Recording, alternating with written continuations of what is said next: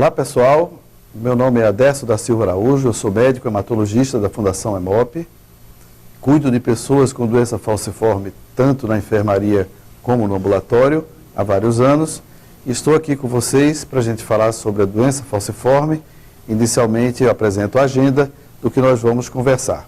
Primeiro nós vamos falar sobre os dados epidemiológicos da doença, como é que a doença veio até para nós, como é que a fisiopatologia do processo de falcização, a estrutura e função das hemoglobinas, como herdamos esse gene, como a gente fazer o diagnóstico e como cuidar das pessoas. Então a doença falciforme é uma doença genética, hereditária, crônica, que foi trazida por nós por um gene vindo da África. Esse gene está presente na nossa população desde o descobrimento, é um gene que veio presente no Brasil em várias regiões com a prevalência muito alta e veio para nós pelo tráfico de escravos, principalmente para as regiões Nordeste e Sudeste, na região Nordeste para as lavouras de cana-de-açúcar e os escravos vieram também para o Sudeste para as lavouras de café. Com isso, há uma alta prevalência do gene que veio basicamente pela dispersão que a gente conhece, já oriunda desse tráfico, que trouxe mais ou menos 3,6 milhões de escravos para o Brasil. Essa população se disseminou e nós temos hoje em dia, por intermédio do teste do pezinho, a gente conseguiu ter um quadro que foi feito pelo Ministério da Saúde, mostrando a prevalência dessa doença. Como eu falei, Nordeste e Sudeste são as regiões mais acometidas e a gente pode ver que em Pernambuco a frequência do gene é de 1 para 1.400, na Bahia é 1 para 650, 1 para 1.200 no Rio de Janeiro e 1 para 1.400 em Minas Gerais, mostrando que essas são as regiões do Brasil mais acometidas e se a gente olhar lá para o Sudeste, ou para o Sul, ou para a região Norte, a frequência é menor porque vieram menos escravos africanos para o Brasil. Herdamos a doença com um gene falciforme que é presente tanto no espermatozoide masculino quanto no óvulo feminino.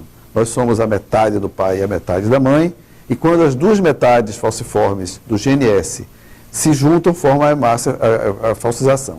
As doenças falciformes, basicamente, são a anemia falciforme, a hemoglobinopatia SS, o traço falciforme não é considerado doença.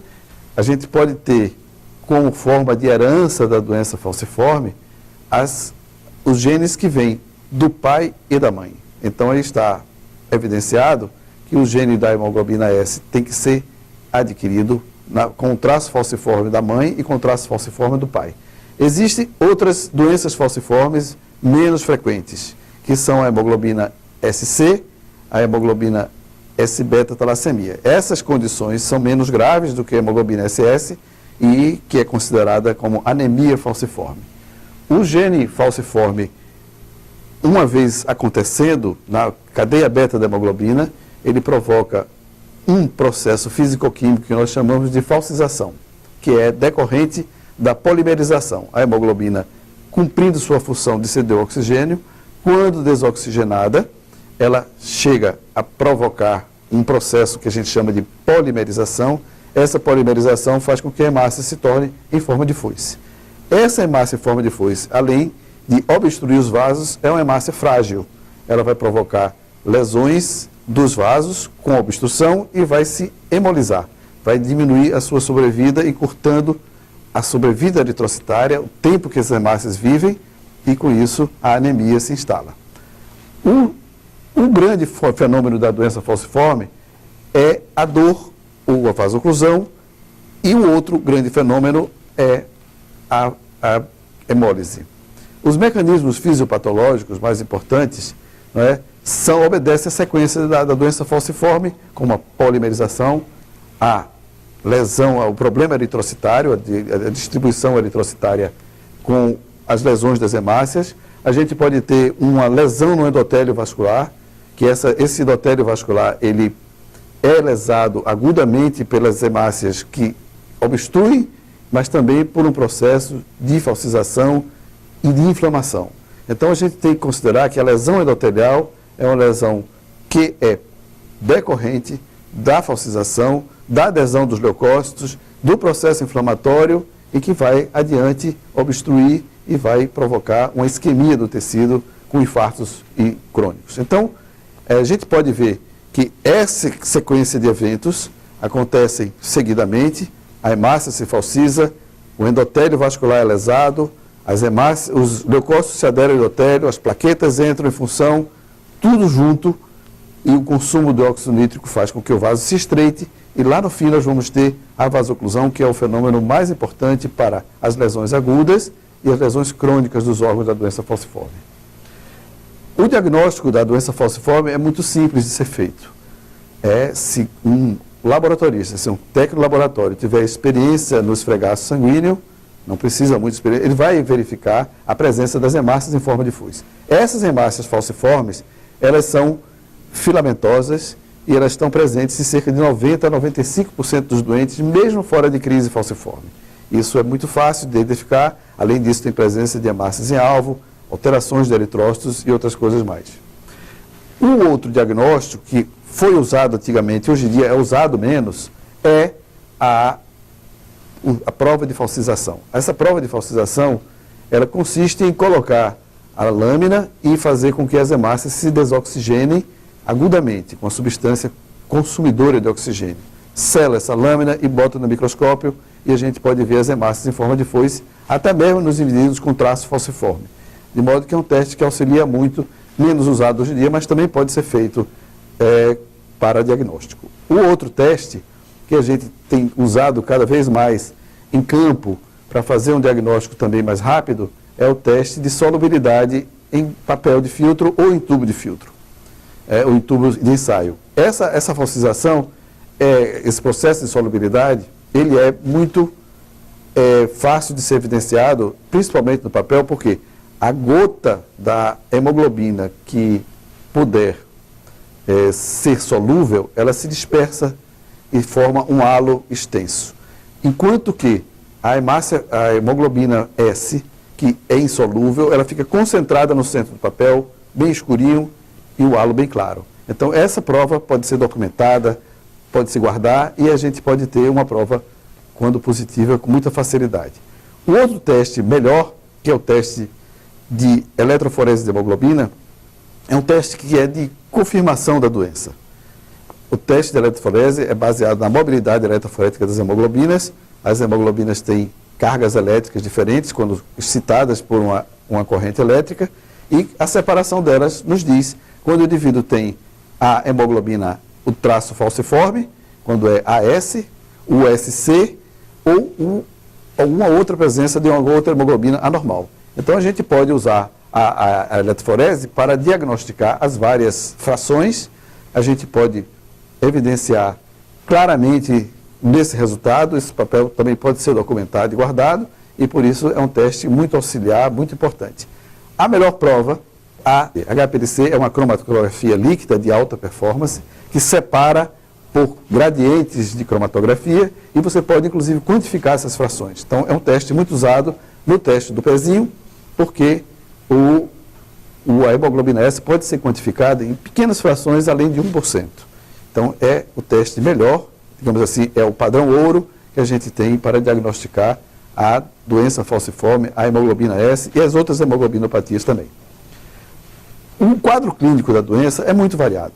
A gente tem uma grande gradiente, uma grande amplitude de quadros clínicos. Mas a gente tem dois quadros clínicos que são muito distintos. Um que é predominantemente vasoclusivo, em que o indivíduo tem crise de dor, tem necrose vascular e tem uma síndrome torácica aguda, tem vários acometimentos graves da doença do ponto de vista vasoclusivo. E temos uma outra condição clínica, que é a hemólise, que é predominantemente o indivíduo que tem icterícia, que tem priapismo, que tem DHL aumentada e que tem também hipertensão pulmonar e doença renal. Então, são mais ou menos indivíduos bastante distintos. É possível que a gente possa graduar indivíduos no meio entre um e outro, mas a gente pode ver que existem duas doenças falciformes praticamente em indivíduos diferentes. A icterícia é muito importante a gente ver, porque ela pode ser tão grave, tão intensa, a se confundir com as hepatites. É muito importante esse aspecto. Hepatite, que é doença do fígado, aumenta a bilirrubina direta.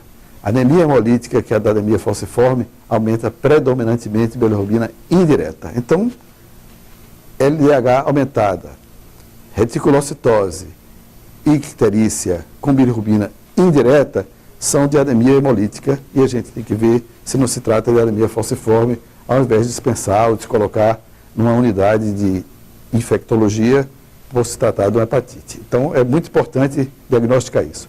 Uma outra complicação da doença são as úlceras de perna. As úlceras de perna são iniciadas geralmente por pequenos traumas. Aqui muito comum, hoje em dia, os traumas de motocicleta, de bicicleta. Muito importante que os mosquitos também podem iniciar o processo, as alergias locais. Então, uma vez uma úlcera aberta, era muito difícil de cicatrizar, dói muito, é uma grande complicação da doença. A outra complicação é a síndrome torácica aguda, que essa é a principal causa de morte da doença. Indivíduos com doença falciforme podem morrer agudamente por insuficiência respiratória. Então, é muito importante, serviços que tenham terapia intensiva, que cuidem desses doentes na fase aguda e principalmente fisioterapia respiratória para identificar a baixa tensão do oxigênio, baixa pressão parcial do oxigênio e com isso dar oxigênio, hemácias transfundidas, troca de hemácias para a gente poder reverter o caso e possivelmente impedir que esse indivíduo morra, já que esta, repito, é a principal causa de mortalidade da doença falciforme no mundo inteiro. Outra coisa que é muito importante lembrar é que o indivíduo falciforme tem desde a infância, na adolescência, na vida adulta, uma coisa que acompanha ele a vida toda é dor. A dor acomete principalmente a coluna lombar, a bacia, os ossos e pode acometer também tórax, face e outras locais. Então, o local onde houver uma vasoclusão, pode haver uma dor, uma isquemia tecidual e uma dor intensa. A dor da doença falciforme é uma dor extremamente forte, é a dor semelhante ao esmagamento e exige um tratamento agudo, que vai ser parte do nosso curso aqui adiante, e precisa ter um cuidado especial, principalmente com a intensificação da analgesia na hora que o doente chega com a dor intensa. Então, dor é um indicativo de gravidade, dor de repetição é um fator de predição de encurtamento da sobrevida. Então, a gente tem que cuidar do paciente para que isso não aconteça. Para isso, existem duas linhas de cuidados importantes na doença falciforme, como na maioria das doenças crônicas. Uma, a gente cuida do doente para impedir que os problemas aconteçam da doença. E outro é cuidar dos problemas à medida que eles acontecem. Como tudo na medicina, os cuidados profiláticos preventivos são extremamente importantes na vida. Então, ensinar o indivíduo a conviver com a doença e conviver, a palavra quer dizer viver com ela, a gente tem que saber treinar e mostrar ao indivíduo os seus limites, a sua capacidade de fazer esforço ou de fazer alguma atividade. Ele tem que se autocuidar, ele tem que se autoajudar, ele tem que ser um indivíduo que tem que conhecer seus limites. É muito importante a gente fazer todas as profilaxias que são preconizadas, como profilaxia meningocócica, profilaxia pneumocócica, profilaxia com hemófilos. Então é fundamental que a gente tenha cuidados preventivos, penicilina nas crianças, todos os cuidados que têm que ser feitos na vida adulta, evitar se expor principalmente à água, a banhos de imersão prolongados, porque a pele é o nosso principal órgão e que ela esfriando vai provocar uma falcização e com isso, obviamente, o doente vai desenvolver uma crise de dor muito intensa. Então é preciso ensinar, mostrar ao indivíduo os seus limites. É claro que isso é uma tarefa muito difícil, principalmente no adolescente, que é onde as crises acontecem mais, é nessa faixa etária que acontece mais, e é nesse grupo de pacientes que a mortalidade é maior. Então é preciso autocuidado, orientação psicossocial, orientação no trabalho, acesso ao emprego e entender que a doença falciforme, uma doença que o indivíduo nasce, cresce, se reproduz e morre conosco, é preciso ter algum cuidado para poder o indivíduo não agravar. A outra linha de cuidados é cuidar dos problemas à medida que ele acontece. Então, aí vão ter os centros especializados que a gente pode fazer. Uma coisa muito importante para a gente prevenir complicações é entender quais são os riscos de mortalidade precoce.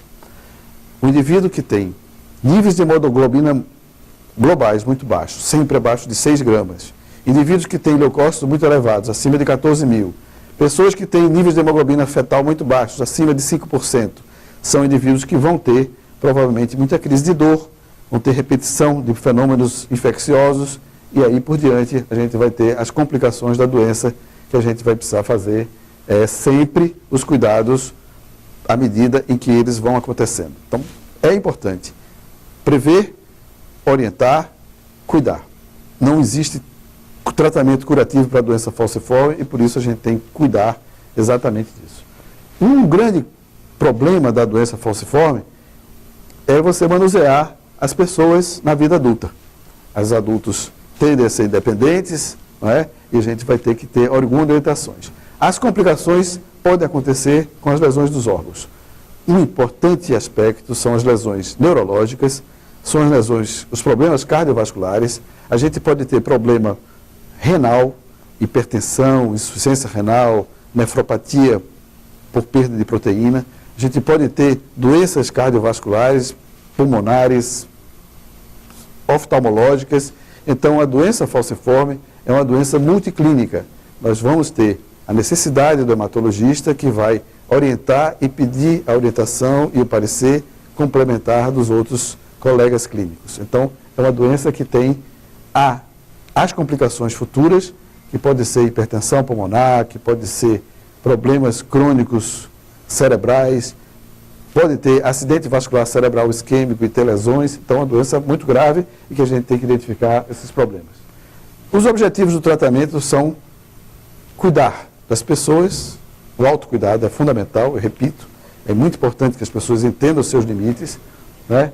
Ensinar hábitos de vida saudável, tem que saber os limites dele, que não pode fazer um exercício, se ele gosta de nadar, ele não pode ser um nadador, não pode ser um atleta de natação, se ele gosta de jogar bola, ele não pode ser um jogador de futebol profissional, ele pode brincar, ele pode, na hora que se cansar, fazer isso.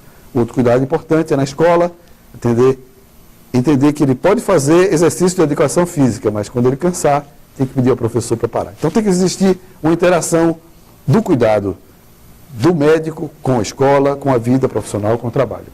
O outro objetivo do tratamento é cuidar para que a gente possa ensinar o indivíduo como conviver com a doença. Então, treinar autocuidado e autoajuda. Esse indivíduo tem que saber os seus limites, ele tem que saber conviver com a doença. Se ele quiser ser um profissional da natação ou do esporte, ele não vai poder ser, ele vai poder fazer isso do ponto de vista amador. Se ele vai para a escola, se ele vai fazer atividades de educação física, quando ele estiver cansado, ele pede ao professor para parar. Não dá para fazer vida militar. Uma série de coisas que podem reduzir a ida do indivíduo ao hospital, diminuir a dependência, que isso pode gerar complicações com dependência aos remédios que são os analgésicos, os opiáceos, pode reduzir a mortalidade, pode reduzir a morbidade e, obviamente, que o controle da doença depende exatamente dos hábitos de vida, dos controles que as orientações médicas podem fazer no dia a dia. Além disso, é muito importante a gente saber que o indivíduo falciforme tem que fazer atividades intelectuais. Então, estudar, não é? Ter um emprego compatível com a limitação da doença é fundamental para que a crise não apareça. A doença falciforme não tem um tratamento exclusivo, né? A gente não pode tratar a doença falciforme, mas a gente pode cuidar da pessoa. Muito importante é a gente saber quando é que é indicado na doença falciforme transfusão de hemácias. Essa é uma dúvida que paira sempre em nossos médicos e uma coisa muito importante, não se baseie nos níveis de hemoglobina para poder indicar uma transfusão. Eles são anêmicos crônicos, são pessoas que dependem de transfusão a vida inteira e, obviamente, que vão ter níveis de hemoglobina baixos. Mas a transfusão não é para ser regular, não é? Ela deve ser eventual, numa infecção, numa complicação, numa cirurgia, principalmente cirurgia oftalmológica e algumas cirurgias especiais. Então, por isso, é preciso que a indicação da transfusão seja precisa. Algumas vezes na gravidez, a gente precisa que as mulheres sejam acompanhadas e transfundidas com regularidade para evitar complicações materno-fetais. Também é importante saber que existem outros tratamentos que podem compensar, principalmente, a diminuição das complicações da doença. Então, a gente pode minimizar as lesões de órgão com o uso da hidroxiureia. A hidroxiureia também ainda não está preconizada para todo mundo e todas as faixas etárias, mas a gente escolhe indivíduos que sejam mais graves, que tenham mais fatores de predição de complicações para poder a gente iniciar a doença. Então, indivíduos que têm crise de repetição, que tiveram síndrome torácica aguda mais de uma vez, indivíduos que têm lesão neurovascular, cerebrovascular, essas pessoas têm indicação de fazer hidroxiureia e ou transfusão concomitante. Então, são, obviamente, situações em que a gente vai ter necessidade de que o paciente seja referido da atenção básica para o hematologista para poder a gente fazer as indicações e fazer os cuidados desses pacientes, uma vez que esses remédios, essas transfusões estão nos centros de maior complexidade, principalmente nos hemocentros. E há outro tratamento, que é um tratamento único, curativo da doença, é o transplante de medula óssea. O transplante de medula óssea, ou a troca por células-tronco hematopoéticas, está reservada para poucas situações da doença falciforme, já aprovada no Brasil para isso, mas a gente tem que ter indicações precisas. Indivíduos que têm crise de repetição ou tiveram um acidente vascular cerebral, necrose asséptica do fêmur bilateral, uma doença muito complicada, e tem um irmão totalmente compatível no sistema HLA, esse é um candidato a ser transplantado, e nós já temos várias pessoas no Brasil curadas da anemia falciforme com o transplante de medula óssea. Então, é a única alternativa de cura, mas não é para todo mundo, ainda tem um percentual de mortalidade grande inerente ao próprio procedimento do transplante, e a gente vai ter que ter paciência e ver com o tempo, com os novos estudos, como isso vai fazer, para a gente impedir que essa doença possa encurtar a vida de certas pessoas demasiadamente. Então, estamos aqui, eu gostaria de dar as boas-vindas a vocês e dizer que o nosso curso vai adiante para poder a gente transmitir essas informações.